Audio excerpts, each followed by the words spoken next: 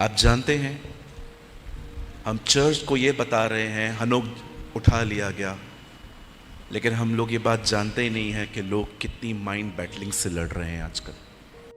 धन्य है वे जो छोटा प्रचार करते हैं, वे फिर से बुलाए जाएंगे। है ना, आजकल लोगों को कूदना और नाचने में बहुत बहुत इंटरेस्ट है, वचन में नहीं। डू यू नो, शाऊल ने दाऊद की म्यूजिक एक्सेप्ट की, पर सैमुअल का वर्ड रिजेक्ट किया। In these days people only want worship, not the word of God. है ना, अब जहां नचवाएंगे ना, आपको वहां बहुत लोग मिलेंगे आजकल, लेकिन एक मीटिंग का नाम रख दो, आओ पश्चाताप करें, आपको बहुत कम लोग मिलेंगे। मैं वर्शिप को डैमेज नहीं कर रहा हूं, मैं जानता हूं प्रभु की देह में आराधना भी बहुत जरूरी है, लेकिन मैं आपको बताना चाहता हूं कि इन दिनों में लोग जो हैं वो वर्ड से कैसे मुंह फेर रहे हैं अपना। मैं आपको एक बात कहना चाहता हूं, सारे पास्टर्स के बीच में, हम जो पास्टर्स हैं ना, आप बिलीव करें, हम वचन देने के लिए बहुत मेहनत करते हैं। यूट्यूब में से उठाकर लिखना और प्रीच करना ये बहुत आसान है, लेकिन आज भी परमेश्वर से सुन के बोलना मुझे 18 साल के बाद भी कठिन लगता है। 19 साल 18 साल मुझे हो गए, 7 साल मुझे फुल टाइम मिनिस्ट्री में हो गए। मैं बड़ाई करने के लिए नहीं, उसकी दया के नीचे बता रहा हूं, प्रभु ने हमें 9 से 10 कलीसियाएं दी, हम सब मिलके काम करते हैं, टीम वर्क है हमारे पास। अगर आज भी YouTube से लेकर मुझे बोलना है ना, तो ये बहुत आसान है, लेकिन इतने साल मिनिस्ट्री में रहने के बाद भी खुदा से सुन के लिखना और प्रीच करना, इट्स रियली हार्ड। कभी कभी वो पूरा संदेश देता है, कभी कभी वो कुछ नहीं देता है, एक लाइन देता है और कहता है जाओ, कुछ नहीं मिलेगा, और फेथ से यहां खड़ा रहना पड़ता है कि उस लाइन के ऊपर पूरा वर्ड आएगा। जरा सोचिए। कहिए अपने पास वाले को, honour your pastor. Yes, honour your pastor. आपको नहीं पता है वो लोग कितना आपके लिए स्ट्रगल करते हैं। एम आई राइट? सब तैयार हैं? ओके। और एक चीज और कह दूं, बुरा नहीं मानेंगे, आप जब भी मोबाइल, जब भी चर्च में आओ ना, इसको बंद करके आया करो। हालेलुया। इसको बंद करके आया करें। कितने लोग मेरी बात से सहमत हैं? इजराइलियों के पास लाल समुद्र पार करते समय फोन होता तो आज तक पार नहीं कर पाते, है ना? आइए सब सामने देखें। एक दिन बाइबल कहती है यीशु प्रचार कर रहे थे।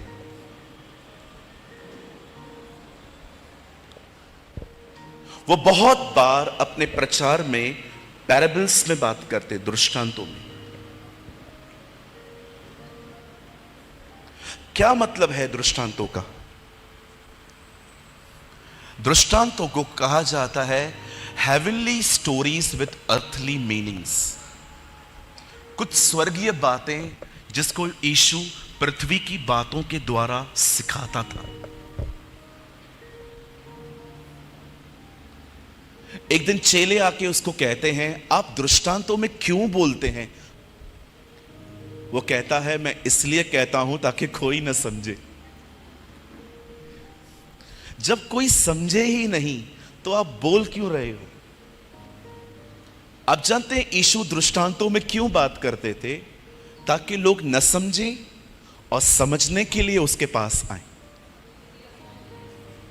हम भीड़ इकट्ठी करते हैं, यीशु भूखे और प्यासों को इकट्ठा करता था, और जब लोग उसके पास आते थे तब वो उनको उनकी मीनिंग बताता था। आज बहुत से लोग बाइबल तो पढ़ लेते हैं, पर जब उनको कुछ समझ में नहीं आता वो खुदा के पास नहीं जाते। वो किसी प्रीचर के पास जाते हैं और कहते हैं हमें बता। मुझे लगता है स्टार्टिंग के डेज में ऐसा करना गलत नहीं है, क्योंकि बाइबल कहती है आपस में संगति करो। लेकिन आपको नहीं लगता एक मैच्योर क्रिश्चियन को खुदा के पास जाके पूछना चाहिए, प्रभु इसका मतलब क्या है? जब उसने बहुत सारे दृष्टांत बताए, तब बाइबल कहती है उसने एक दृष्टांत यह बताया कि बीज बोने वाला बीज बोने चला। अब देखिए, ये मेरे हाथ हैं, मेरे हाथ में कुछ बीज हैं और वहां खेत है। लिखा है कुछ बीज मार्ग के किनारे गिर गए। इसका मतलब मैं फील्ड में पहुंचा भी नहीं था, वो उससे पहले गिर गए। लिखा है कुछ जो है वो ऐसी जगह पे गिरे जहां पर जमीन पत्थर की थी। इट्स कॉल्ड स्टोनी, पथरीली। फिर लिखा है कुछ बीज वहां गिरे जहां पर झाड़ियों ने उन्हें दबा दिया। और अंत में लिखा है कुछ बीज ऐसी जमीन पे गिरे जो फलवंत हुए 30, 60, 100। आप जानते हैं कलीसिया में कोई 30% ब्लेस्ड होता है, कोई 60, तो कोई 100। पर कभी आपने इस बारे में सोचा है हर कोई क्यों आशीषित नहीं होता? होते सब हैं, लेकिन कोई भी 100% नहीं। रीजन क्या है? क्यों नहीं कर पाते? आप जानते हैं जितने लोग अंदर बैठे हैं उतने लोग बाहर हैं। मैं आप दोनों से एक बात पूछना चाहता हूं, क्या आपने कभी इस बात को ध्यान दिया है? हम इतने लोग हैं यहां, पर हम में से किसी का भी रिश्ता खुदा के साथ एक जैसा नहीं है। हर एक का अलग अलग। कोई उसके बहुत करीब है तो किसी ने अपनी दौड़ शुरू भी नहीं की है। कोई आधा है तो कोई अधूरा है। क्यों? रीजन क्या है? रीजन ये है कि जितना वो समर्पित है उतना मैं समर्पित नहीं। जितना वो ध्यान दे रहा है उतना मैं ध्यान नहीं दे रहा। आप सोचो, अगर आप इस चर्च में बैठे हैं और आप वचन को सुन रहे हैं, आप उसे कंज्यूम कर रहे हैं, आप उसे समझ रहे हैं, आप उसे ले रहे हैं, लेकिन यहां से निकलने के बाद आप जैसे यहां से निकलते हैं, आप अपने फोन को स्क्रॉल करना स्टार्ट कर रहे हैं, देखूं रील्स में क्या क्या नया आया है। आप जानते हैं यही वो लोग हैं जो सिर्फ 30% ब्लेस्ड होते हैं। क्यों? क्योंकि इन्होंने ये प्रिंसिपल नहीं सीखा है कि वचन को सुनने के बाद उसे मनन किया जाता है। आप यहां से निकले, घर गए, लगाओ टीवी तारक मेहता, वचन तो दब गया जी आपका। That's why he said, a person who hear my word and put unto the practice, वह व्यक्ति जो मेरे वचन को सुनता और मानता है, उसने अपना घर चट्टान पर बनाया।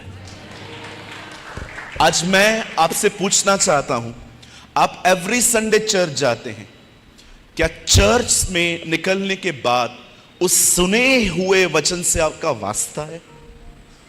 क्या आप उसको मेडिटेट करते हैं? कि जैसे आपकी मीटिंग पूरी हो जाती है बाहर जाके, ए जल्दी आ। ट्रस्ट मी, इनकी इन्हीं आदतों के कारण ये बढ़ नहीं पाते, because they are not serious.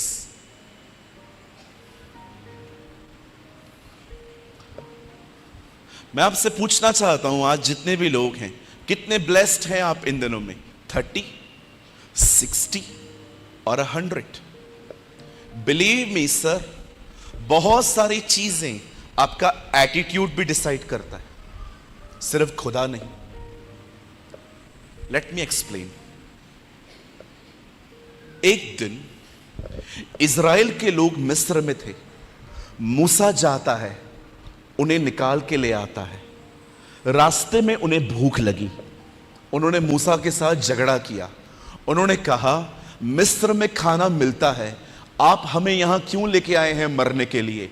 C the attitude of these people, इन लोगों का व्यवहार कैसा था। आपको भूख लगी है, आप खाना मांगो। ये लोग खाना नहीं मांगते थे, पहले बड़ास निकालते थे।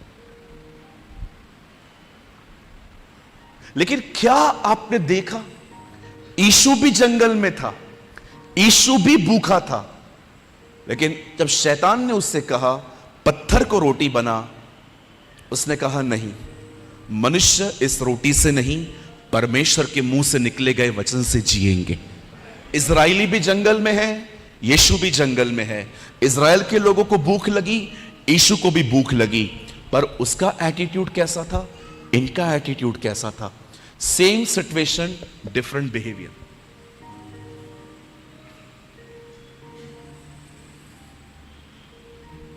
जिसने जीसस को इंट्रोड्यूस करवाया कि मेरे बाद जो आएगा वही तुम्हारा खुदा है, वही तुम्हें बपतिस्मा देगा होली स्पिरिट का, वो मेमना है, वो दूल्हा है, वो सारी बातें उसने कह दी। लेकिन जब वो जेल में गया, उसने कहा आने वाले आप हैं कि हम किसी और का इंतजार करें। लेकिन जब पॉल और सिलास जेल में जाते हैं, वो आराधना कर रहे हैं, एक शक कर रहा है, दूसरे आराधना कर रहे हैं। Same situation, different attitude. हो सकता है कोई यहां है, बिल्कुल यहां है, लेकिन यहां भी देख रहा है, वहां भी देख रहा है, फोन भी देख रहा है, कौन आया कौन नहीं गया, जिसको पसंद करते थे वो अभी तक पहुंचा क्यों नहीं है। क्या बिल्कुल। अब आप बताएं क्या मिलेगा ऐसे लोगों को जो यहां रह के भी यहां पर नहीं है? कुछ भी नहीं। आपका एटीट्यूड भी डिसाइड करता है कि आप क्या लेके जाएंगे। आपका व्यवहार, आपका फोकस भी बहुत कुछ डिपेंड करता है कि आप क्या ले जाएंगे। आपने कभी सोचा है, कुछ लोग आराधना में रोते हैं क्योंकि प्रभु उनको छूता है, प्रभु उनको अपने प्रेम से भरता है, लेकिन समटाइम्स यू आर ड्राई, आप सूखे हुए हैं, कुछ नहीं मिल रहा है। Reason, because mind is divert. आप जानते हैं, इन दिनों में मीटिंग को स्टार्ट करने से पहले मैं आपको बताना चाहता हूं, हम पास्टर्स के लिए पता है सबसे डिफिकल्ट क्या हो चुका है आजकल? चर्च का अटेंशन मिलना। बिलीव मी, इन दिनों में हमारे लिए यह चीज बड़ी कठिन हो गई है कि चर्च प्रीचिंग के समय सामने देखे और वचन को सुने। यह बहुत डिफिकल्ट हो गया है। आप जानते हो कुछ लोग सोए भी रहते, मैं मजाक नहीं कर रहा हूं, अच्छे से रात वाली नींद। एक मीटिंग में तो एक पास्टर भी सो गए थे, मेरे पीछे बैठे थे, कैमरा में सामने दिख रहे थे। मुझे किसी दोस्त ने बताया, बोला पास्टर वो सोए हैं इशारों में, अब मुझे उनको जगाना था।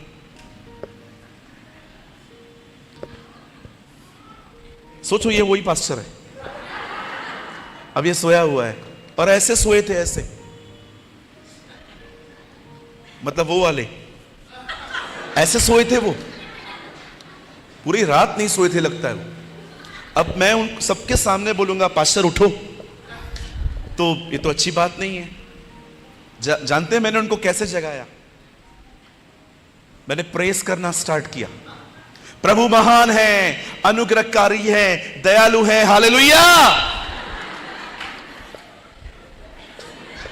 क्या कर, what are you doing pastor? You are insulting.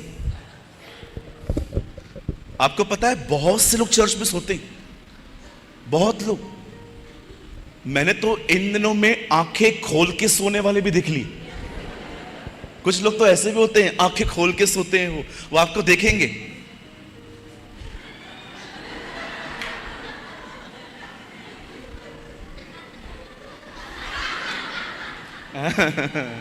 मुझे पता है आपको क्यों हंसी आ रही है, क्योंकि आप भी सोते हो। आपको ये हंसी आ रही है, लेकिन मैं आपको एक सीरियस थिंग बताऊं, ये वो नींद नहीं है जो प्रभु देते हैं। कोई और सुला रहा है आपको, कोई और सुला रहा है आपको। ये हालत है आजकल कलीसियाओं की। फोन चल रहा है, यहां वहां देख रहे हैं, सोए हैं। कैसे मिलेगा 100? जब भी आप रविवार को अपने चर्च में जाएं, डार्क कॉफी पी के जाओ, मुंह धो के जाओ। आपको पता है मैंने प्रभु से इन दिनों में क्या मांगा है?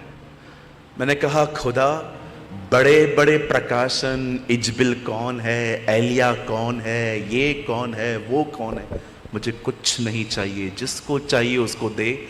मुझे इन दिनों में बेसिक प्रीचिंग करना सिखा, जो आजकल मिसिंग है। बिलीव मी, आपको पता है आजकल बेसिक चीजें गुम है।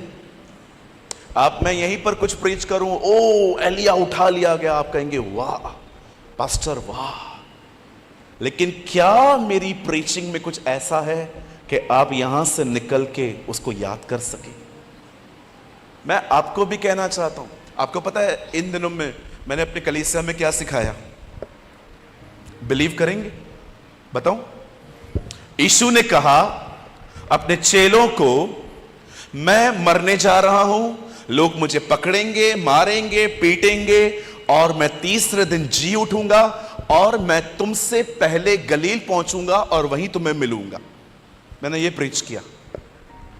पास्टर इसमें क्या है? वो कहता है मैं पहले पहुंचूंगा। कृपया लोगों को इंतजार करवाना बंद करें, पहले पहुंचे। That's I preach. कितने लोग समझ रहे हैं? यहां देखिए, छुटकारा आपको मिस्र में से निकालेगा, अनुशासन आपके अंदर से मिस्र को निकालेगा। हालेलुया। आज दुनिया से लोग निकले हैं। दुनिया निकली है क्या? हाँ, हेलो बिग बॉस देखने वालों, दुनिया निकली है क्या आप में से? नहीं निकली है, दुनिया उधर ही है। आइए पबजी खेलने वालों, दुनिया निकली है क्या आप में से? क्या फायदा बड़े बड़े प्रकाशनों को सुनने का? बताइए। लड़कों से पूछ सकता हूं कोई बात? भाइयों से पूछ सकता हूं एक बात? हाथ दिखा सकते हैं भाई लोग? पक्का? लड़कियों के फोटो को जूम कर करके देखना बंद किया? क्या फायदा बड़े बड़े प्रकाशनों का, जबकि मिस्र ही हमारे अंदर से अब तक नहीं निकला है। बहनों से एक सवाल पूछ सकता हूं? पक्का? चर्च के बाद अपना चर्च लगाना बंद किया आपने?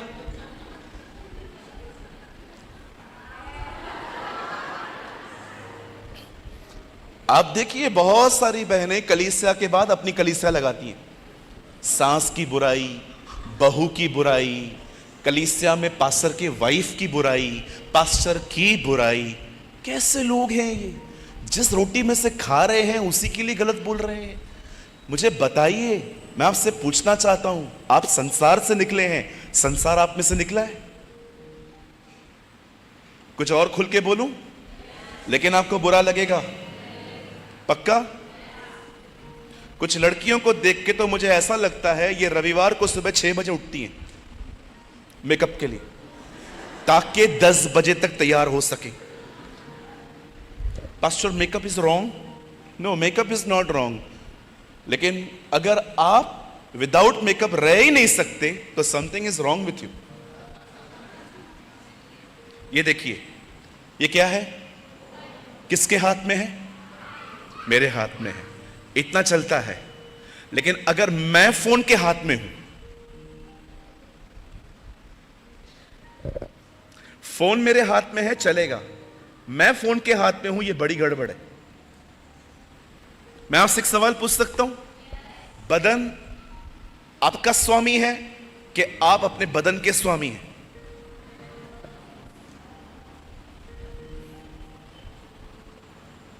मैं आपको सच्ची कहता हूं, इन दिनों में जरूरत है कि कलीसिया में से संसार बाहर निकले। विश्वास कीजिए, इन दिनों में हम लोगों को बड़ी बड़ी बातें सुनने की कोई ज़रूरत नहीं है, हमें प्रकाशनों की भी ज़रूरत नहीं है। पता है, हम में से इन दिनों में हमें सीखना है कि हमारे अंदर से वर्ल्ड कैसे बाहर निकले और हमारे अंदर वो आए, वो महान परमेश्वर जो था, जो है, जो आने वाला है।